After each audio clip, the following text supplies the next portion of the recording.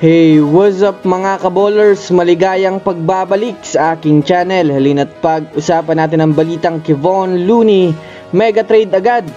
Warriors nagkakagulo na. Tara na't pag-usapan natin yan dito sa Basketball Hotshot.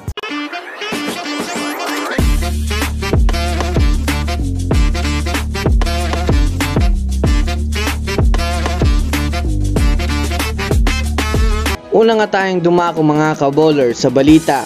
Muna patungkol sa gumalaw na nga po ang kupunan ng Los Angeles Lakers. Alam naman nga po natin mga kaballers na natalo na naman ang Lakers doong nakaraang araw kontra sa kupunan ng Miami Heat sa mismong home court nila. Sa kasalukuyan nga po mga kaballers ay nanganganib na nga pong mahulog na sa ika-11 pwesto ang Lakers, lalo pat hindi naman na sila nagkakalayuan ng kartada ng Golden State Warriors at Utah Jazz.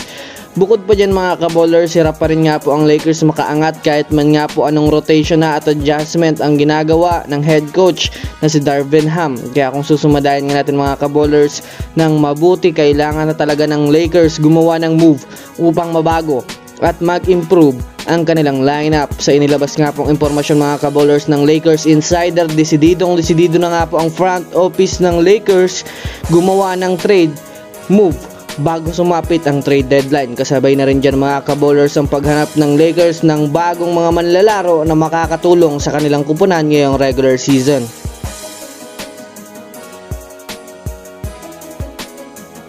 Samantala, dumako naman nga tayo mga kaballers sa balita patungkol sa kupunan ng Golden State Warriors. Well, marami nga po sa ngayon mga kaballers ang mga fans ang nagagalit at nagkakagulo na dahil sa pagkatalo ng Warriors kanina kontra sa kupunan ng Denver Nuggets.